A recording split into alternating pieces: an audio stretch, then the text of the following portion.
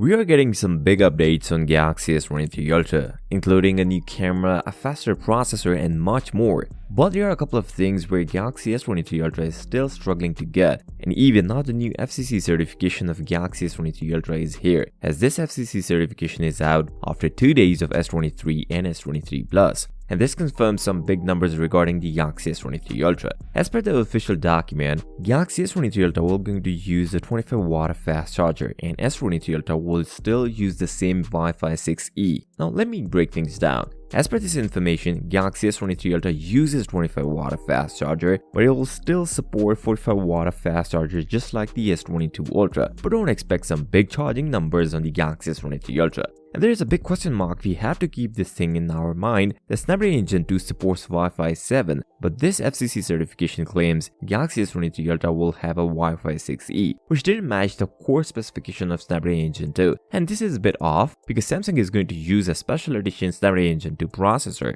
which will be overclocked at 3.36 GHz instead of 3.19 GHz. Either they did it intentionally or it is going to happen on the Galaxy S23 Ultra. Let me know in the comments, do you guys want a faster charging speed on the Galaxy S23 Ultra? And don't forget to subscribe to the channel. Another most important thing, this certification confirms that Galaxy S23 Ultra will going to get the same 5000 mAh battery, but it will perform much better than the Galaxy S22 Ultra. Now how this will happen? There are a few numbers I want to share with you guys. Snapdragon Gen 2 will come with 40% CPU power efficiency and 45% GPU power efficiency, which will save a lot of battery on the Galaxy S23 Ultra. But things didn't stop here. Samsung also included a new feature called Light Mode in the Galaxy S23 Ultra, which will help S23 Ultra to keep the 120Hz refresh rate, but will limit the CPU frequency to save some battery on the S23 Ultra. We have already seen this feature on the Z Fold 4 and it works pretty well. So S23 Ultra will last much longer than the Galaxy S22 Ultra. Not only that, Samsung is also going to put a new power efficient display,